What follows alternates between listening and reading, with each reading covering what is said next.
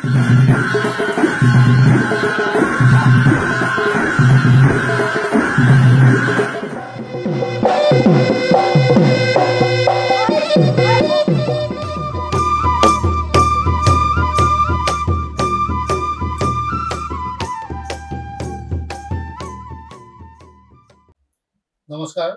ALA লাইভৰ এই বিশেষ অনুষ্ঠানলৈ মই ভূপেন্দ্ৰনাথ ভট্টাচাৰ্যই আপোনালোকক স্বাগতম জনাইছোঁ।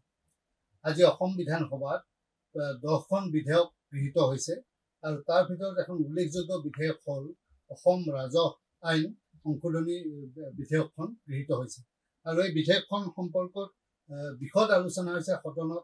মুখ্যমন্ত্ৰী ডাঙৰীয়াই ইয়াৰ উত্তৰ দিছে আৰু বহু আলোচনাৰ মূৰত বহু সময়ৰ আলোচনাৰ পাছত এই বিধেয়কখন সদনত গৃহীত হৈছে আৰু সেই বিধেয়ক সম্পৰ্কত অসমৰ জোনাইৰ বিধায়ক শ্ৰী ভুৱন পেগু তেখেতে সদনত কেইবাটাও এটা তত্ত্বগধুৰ বক্তৃতা দিছে আৰু তেখেতে যুক্তি সহকাৰে দেখুৱাইছে যে এই বিধেয়কখনৰ যিটো সংশোধনী আনি সংলগ্ন কৰা হৈছে ১২শ অধ্যায়, সেই ১২শ অধ্যায়টো আনিব লগা হ'ল কিয়? আজি আমাৰ লগত এএলএ লাইভৰ ষ্টুডিঅ'ত আছে বিধায়ক ভুৱন পেগু ডাঙৰীয়া।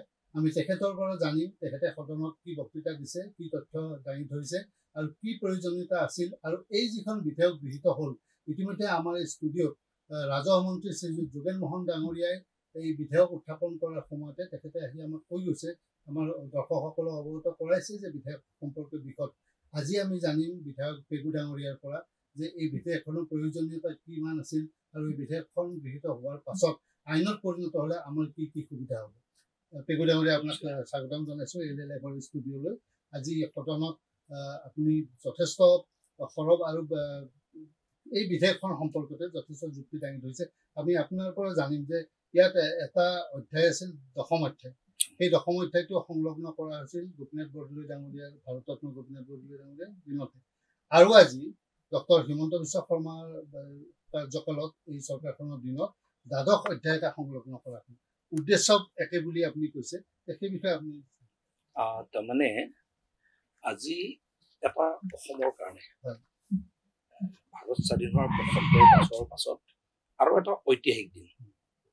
এইকাৰণে যে আজি যিটো Assam land and revenue regulation act 1886 তাত এটা নতুন আপোনাৰ চেপ্টাৰ 12 আজি নতুনকৈ আপোনাৰ অন্তৰ্ভুক্ত কৰা হৈছে।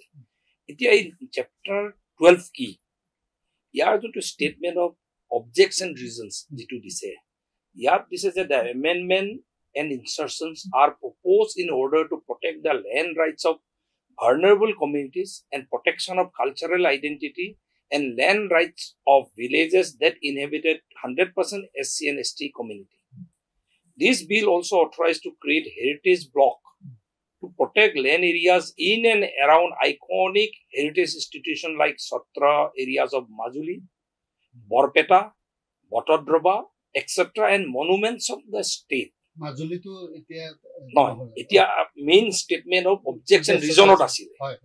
এতিয়া আজি ডিছকাশ্যনৰ মাজত ভৰতনৰ ডাঙৰীয়াই মাজুলীত কিবা এটা বিতৰ্ক, মাজুলী বিষয়টোক লৈ কিবা বিতৰ্ক সৃষ্টি কৰিব বিচৰাৰ কাৰণে মুখ্যমন্ত্ৰীয়ে লগে লগে হস্তক্ষেপ কৰি আমি কৈছোঁ যেতিয়ালৈকে এটা কনচেনচাছ নহয় আৰু গোটেই বিষয়বোৰ অলপ এইটো আপোনাৰ ইমান ভাল বস্তু এটা অলপতে কিয় বেয়া কৰিব চেষ্টা কৰিব, য'ত বিৰোধীয়ে বেয়া কৰিব নোৱাৰাকে নৱেম্বৰ মাহত পুনৰ উত্থাপন কৰি মাজুলী বিষয়টো এইটো কেনেকে আমাৰ আজি এইটো ড্ৰপ কৰা হ'ল। কিন্তু বৰপেটা, বটদ্ৰৱা আৰু যিখিনি আমাৰ ঐতিহাসিক যিখিনি স্থান আছে, সেই স্থান 250 বছৰ পুৰণা যিখিনি আমাৰ আইকনিক স্থান আছে, এইখিনিৰ কথা আজি টেক আপ কৰা হৈছে। ইয়াত এতিয়া এই কথাটো যেতিয়া আমি চাওঁ যে এই আইনটোৱে মাইক্ৰ' প্ৰটেক্টেড ব্লকছ কৰিব, সেইটো হ'ল ভলেণ্টাৰী, জবৰদস্তি নকৰে। কোনোবা সৰু গাঁও, ৰেভিনিউ গাঁও বা 4-5খন ৰেভিনিউ গাঁৱে মিলি যদি কয় আমাৰতো এইটো আমাক নিৰাপত্তা লাগে, নহ'লে আমি নিৰাপত্তা বিহীনতাত ভুগিছোঁ, আমাক নিৰাপত্তা লাগে, তেতিয়া সেই বিষয়টো এক্সামিন কৰাৰ কাৰণে গোটেই বিষয়টো doctor Ranoj Pegu, honourable minister Urkhao গ্ৰহ ব্ৰহ্ম আৰু পীযুষ হাজৰিকা ডাঙৰীয়াক লৈ চাব কমিটি এটা কৰিছে, মানুহে পেটিশ্যন দিব পাৰিব। এতিয়া আইকনিক ষ্ট্ৰাকচাৰবোৰো আপোনাৰ যিখিনি আইকনিক জেগা আছে, ইনষ্টিটিউশ্যন আছে, সত্ৰৰ পৰা আৰম্ভ কৰি বৰপেটাৰ পৰা আৰম্ভ কৰি পটদ্ৰৱাৰ পৰা আৰম্ভ আৰু কোনোবা যদি এডিশ্যনেল নাম দিব বিচাৰে গভৰ্ণমেণ্টে এক্সামিন কৰি এই আইনটোৰ মাধ্যমেৰে আগুৱাই নিব। এতিয়া এই আইনটো কিয় আনিবলগীয়া হ'ল? তাৰমানে যোৱাকালি এই আইনটো যেতিয়া বিলটো মুভ কৰিছিলে তেতিয়া আমাৰ মাজত এটা চৰ্চা হৈছে যে আগত এবাৰ চেপ্টাৰ 10 এড কৰা হৈছিলে, এতিয়া চেপ্টাৰ 12 এড কৰা হৈছে। কিয় আহিছে? কিয় এইটো প্ৰয়োজন হৈছে? কৰবাত কিবা কিহৰ কাৰণে আমি নিৰাপত্তা দিবলগীয়া আছে নিজৰ আইকনিক ষ্ট্ৰাকচাৰবোৰক? তো তেতিয়া মই পাছত হিষ্ট্ৰী অলপ, যিহেতু মোৰ ছাবজেক্ট আছিলে, মোৰ নিজৰ ছাবজেক্ট আছিলে, MA হিষ্ট্ৰীত কৰিছিলোঁ মই গুৱাহাটী ইউনিভাৰ্চিটিত। তো যেতিয়া মই গোটেই ডকুমেণ্টবোৰ যেতিয়া চালোগৈ, তেতিয়া ব্ৰিটিছৰ দিনৰ পৰা যিখিনি লেণ্ড ডকুমেণ্ট চালো, আপুনি যদি লক্ষ্য কৰে যিখিনি ইয়াত একদম government document, assembly record, government document গোটেইখিনি যেতিয়া চালো, তেতিয়া তাৰমানে কি চিম্পল কথা যে আপোনাৰ লেণ্ড ৰেভিনিউ ৰেগুলেশ্যন এক্ট যেতিয়া আপোনাৰ চেপ্টাৰ 10 অনা হৈছিলে, একমাত্ৰ এটা কাৰণত এইটো অনা হৈছিলে বুলি স্পেচিফিকলি লিখা আছে যে আপোনাৰ ইয়াত কথাটো চাব দেই, ব্ৰিটিছৰ দিনৰ আপোনাৰ লিখনিবোৰ কেনেকে আপোনাৰ ৰেভিনিউ অফিচাৰবোৰে কেনেকে কথাটো লিখিছে। In fact, the creation of tribal belt and block had a direct relationship with the large-scale immigration of people from East Bengal, presently Bangladesh, especially from the Mymensingh area. The invasion of land-hungry Bengali immigrants, mostly Muslim, began sometimes before 1911. And it is evident from the fact that in the census report beginning from 1921, তাৰ পাছত কি হৈছে 1921 11 census report, 21 census report, তাৰ পাছত আপোনাৰ 31 census report বোৰ চোৱাৰ পাছত আচৰিত হৈ গৈছিলে সেন্সাস অফিচাৰ যিখিনি আপোনাৰ ব্ৰিটিছ সেন্সাস অফিচাৰে কামবোৰ কৰি আছিলে। In Kamrup district the position has been much worse.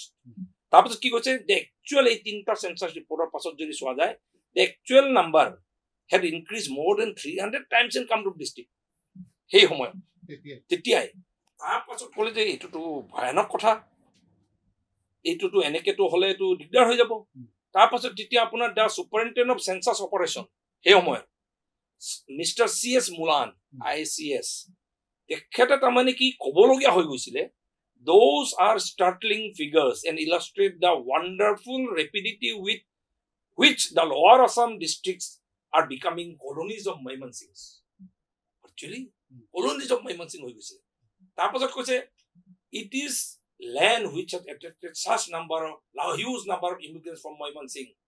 We may again quote Mr. Mulane কি কৈছে, he কৈছে wheresoever the carcass মানে মৰাখৰ, there will be vultures gathered together.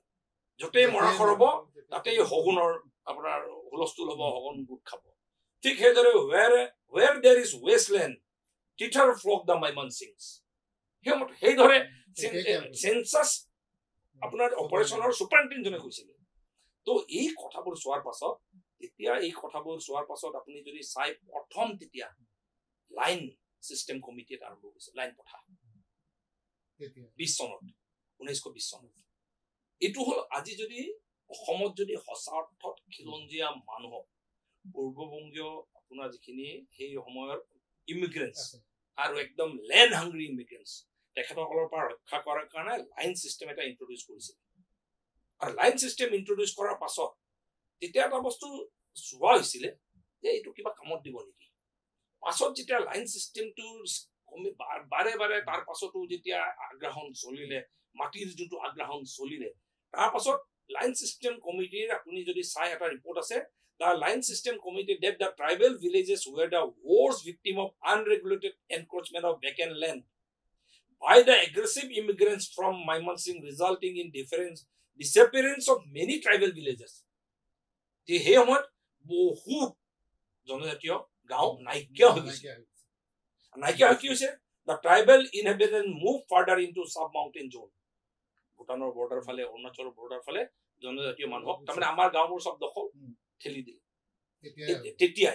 তেতিয়া আপোনাৰ চাবলৈ গ'লে সেই সময়ত লাইন চিষ্টেমটো কাম নকৰাৰ কাৰণে তেতিয়া আমাৰ লোকপ্ৰিয় গোপীনাথ বৰদলৈ ভাৰত ৰত্ন তেখেতসকলে তেতিয়া এটা ৰেজুলেশ্যনৰ ফালে লাহে লাহে আগবাঢ়িছিলে যে এইটোৰ দ্বাৰা নহ'ব, এইটো যদি এই আপোনাৰ চলি থাকে আমাৰ খিলঞ্জীয়া মানুহ নিৰাপদ নহ'ব। তেতিয়া it is for the first time the conception of tribal belt and block in their rudimentary form were visualized. সেই সময়ত 39 এতিয়া গোপীনাথ বৰদলৈ ডাঙৰীয়া আহোঁতে এইটো এনেকে কৰিব লাগিব বুলি ভাবিছিলে, কিন্তু তেখেতে নোৱাৰিলে, কিয়নো তেতিয়া চাদুল্লা গভৰ্ণমেণ্ট আহিলে। এইটো ইয়াৰ লিখা আছে একদম বুৰঞ্জী। The Bordoloi ministry could not, however, materialize the resolution since it had to resign when the Quit India movement was launched. When the coalition ministry headed by Sir Muhammad Sadullah came into power in 1939, the land policy of Bordoloi ministry was reversed. একেবাৰে উলটা কৰি দিলে। আৰু উলটা কৰি কি কৰিলে, সেই তেতিয়া scheme introduce কৰি তাৰমানে আমাৰ জনজাতীয় অঞ্চলবোৰতো আপোনাৰ সেই যে ময়মনসিঙিয়াক আকৌ ভৰাব পৰাকে আকৌ ৰিলাইজ কৰি আৰম্ভ কৰিলে। কিন্তু যেতিয়া অদ্ভুত ধৰণে প্ৰতিবাদ হ'ল, তাৰপিছত এনেও তাৰ পাছত এই আপোনাৰ 41 চনত চাদুল্লা মিনিষ্ট্ৰী ভাঙি থাকিল। ভাঙাৰ পাছত তাৰপাছত আকৌ আপোনাৰ যেতিয়া বৰদলৈ মিনিষ্ট্ৰী আহিলে, আকৌ যেতিয়া আপোনাৰ আকৌ এই কনচেপ্টটো যেতিয়া আগুৱাই নিলে, আকৌ চাদুল্লা মিনিষ্ট্ৰী আকৌ ঘূৰি আহিলে। তেতিয়া চাদুল্লা মিনিষ্ট্ৰী ঘূৰি আহোঁতে কি হ'ল 1942 আগষ্টত, তেতিয়া আপোনাৰ ইটো আছে মুছলিম লীগ মিনিষ্ট্ৰী। আৰু তেতিয়া মুছলিম লীগ, সেই মুছলিম লীগ মিনিষ্ট্ৰীয়ে আকৌ এটা কনচেপ্ট আৰম্ভ কৰিছিলে গ্ৰ' মোৰ ফুড।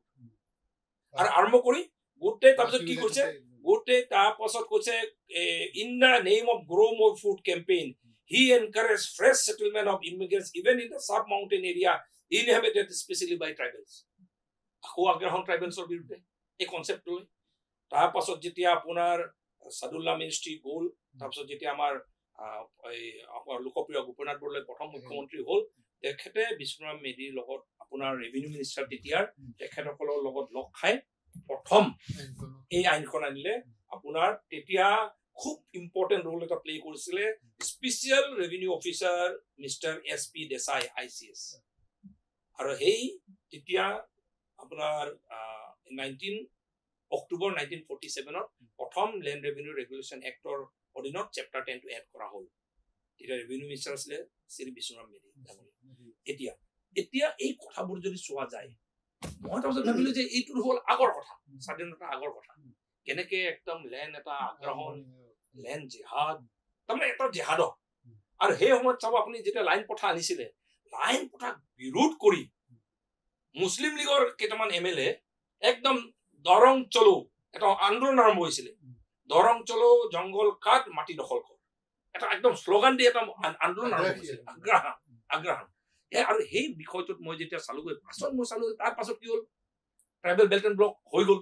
তাৰ পাছত কি হ'ল, তাৰ পাছত মই আপোনাৰ ৰেভিনিউ আমাৰ নাই, মই এই এছেম্বলি ডিবেটবোৰ, কিছুমান এছেম্বলি ডিবেট মই আগৰ পৰা চাই আছিলো যে কি হৈ আছিলে আগতে। তেতিয়া মই চাব আপুনি 1958ৰ budget session of assembly session 1958 Shri কাৰ্কচন্দ্ৰ দলে MLA, মই চাইছিলো আমাৰ জনজাতীয় MLA বোৰে তাত কি ৰোল প্লে কৰিছিলে। সেই সময়ত মই যেতিয়া চাই আছো, ষ্টাডি কৰিছিলো, তেতিয়া তেখেতৰ unstarred assembly question asked by Sri Karkochandra Dole MLA at the budget session of assembly in 1958 about encroachment in North Lakhimpur tribal belt to be replied by Sri Horeswar Das, Honorable Revenue Minister. তেতিয়া এখানে সুধিছিলে whether it is a fact that some Muslim immigrants have encroached in tribal belt and block in Borsola map in Nawabosa Moja North Lakhimpur subdivision. Yes. তাৰপিছত আকৌ whether the government proposed to settle the land with the encroachers in 1956. The SDC passed orders for settlement of land in this village with 43 Muslim immigrants, but on receipt of complaint, subdivision officer had stopped issue of patta. তেতিয়াও আগ্ৰহণ। এতিয়া তাৰপিছত যিজনে officer দিছিলে, explanation of Sri SDC, Sri Saraful Hussain had also called for this irregular settlement. তেখেতক explanation কল কৰিবলৈ এইটো তেখেতৰ দায়ী সাব্যস্ত অৰ্ডাৰ বাহিৰ কৰা হ'ল। তাৰপাছত আকৌ মই চালো যে তাৰপাছত কি হ'ল, তাৰপাছত মই চালো এইটো আপোনাৰ এছেম্বলিতে unstuck assembly question asked by Sri Pokhi Rai Deka, MLA in the budget session of assembly in 1959 regarding encroachment in Silabandhan, Mongoloi, to be replied by Honorable Minister Tite Revenue. Whether it is a fact that tribal blocks by the name of Silabandhan in Sambari Mauza Mongol subdivision. Yes, it yes বুলি কৈছে. Whether it's a fact that some Muslim immigrants encroached land there and they were subsequently evicted. Yes, আকৌ তাতো eviction আপোনাৰ আগ্ৰহণ. তাৰপাছত আৰু এটা interesting কথা হ'ল কি তাৰপাছত মই গৈ এই আমাৰ মাজুলীৰ সেই সময়ৰ MLA মাল চন্দ্ৰ Pegu It was 1963.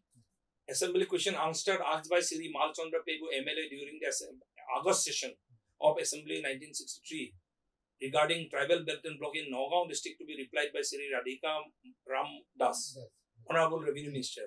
Whether government is aware that a large number of encroachers, mostly of whom are Muslim from Pakistan, have been encroaching westland of Boralung, Lanka Beta tribal block in Lanka Moja, Nagaon district.